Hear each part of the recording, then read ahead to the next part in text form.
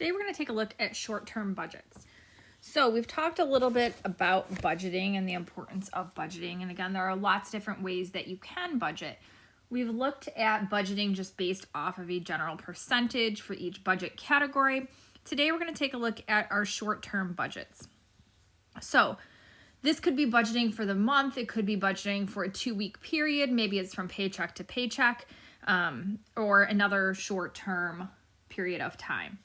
So the first thing, it is really important to realize that a budget is flexible.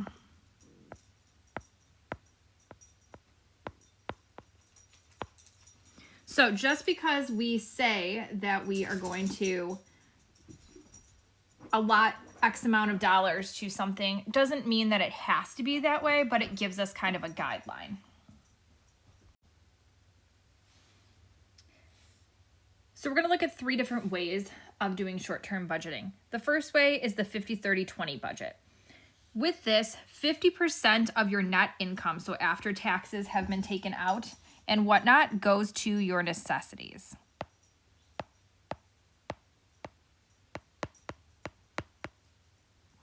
So things like your mortgage, your rent, your utilities, those kind of things. 30% would go to your wants.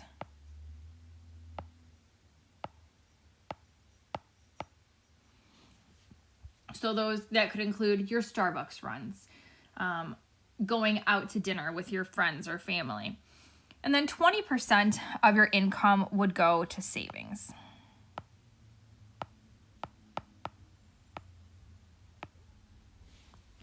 So using this model, if you bring home $1,736.23, how much should be devoted to each category? You would just multiply that net income times the percentage. So times 50% or 0.5 would give us $868.12. My wants, again, would be my income times 30%. So $520.87. And then my savings would be 20% of that, which would be $347.25. The next method is to use the percent method that we previously looked at. So dedicating a percentage to a different category.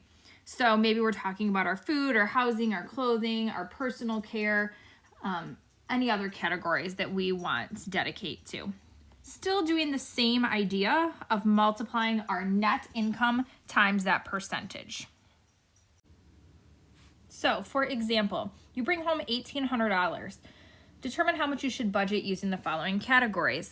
So I'm going to take my $1,800 and I'm going to multiply by 21% as a decimal. And so we have about $378 is going to go for food for the month. For my housing, we're going to use 25%. And so I have $450. And then for clothing, we're going to use 7%. Remember, that's 0.07. So $126. And then personal care, we're going to multiply by 0.02.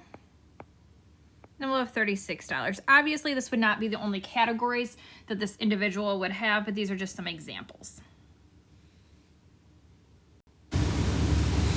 The third method is paycheck budgeting.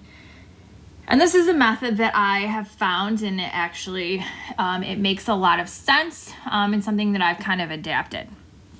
So I had you guys take a look at your average spending for a week. Typically, when you start this method, you'll look at your average spending for a month, and then you can go ahead and you can kind of budget based off of that. You're gonna budget every penny of your paycheck. whether that means you are putting some of it away in savings or you're using it to pay off debt or whatever the case may be, you're not necessarily spending all your money, but every penny has a place. So this sheet right here kind of shows an example of what we would write down. We're going to write down where it is that we spent money from, where it came from. So in here, you can see that it says which account that it came from. So maybe you paid cash. Maybe you used your debit card, which is connected to your credit union or your bank. Maybe you used your credit card. Or maybe you Venmo'd or PayPal'd or something. So you would write where that money came from. You have all your transactions written down. You have a category, and so this is something that we haven't taken a look at, are the categories, but we could categorize everything that we spend. So we could call it groceries. We could call it going out.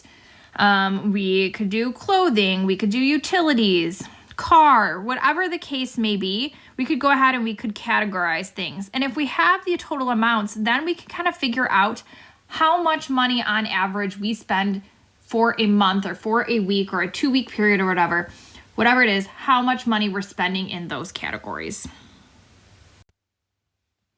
Then we go ahead and we take a calendar and we go ahead and we write out everything that we have that's due. So maybe it is a bill. Again, this is hers. This is not mine. But she has her rent. She has some credit cards. We could see she has Discover. She has her AT&T. She has her student loans.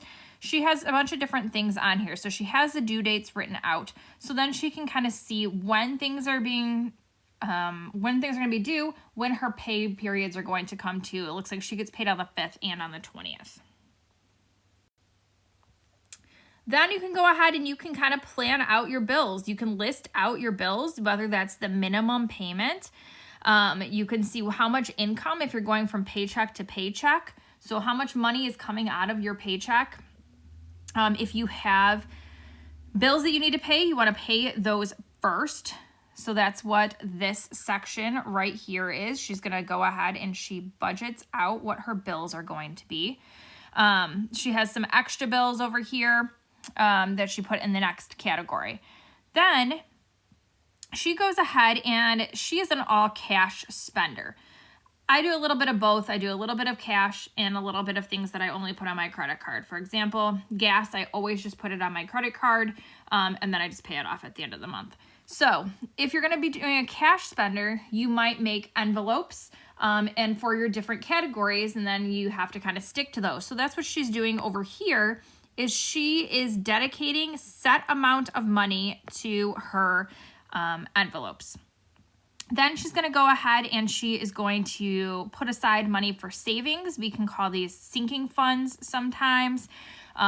Sometimes just things in general that you're saving. Maybe it is just going into your savings account, or maybe you're planning for Christmas and you're going to save a little bit each month. We call those sinking funds, or a vacation or something like that. That's what this column over here is talking about. This is for her savings.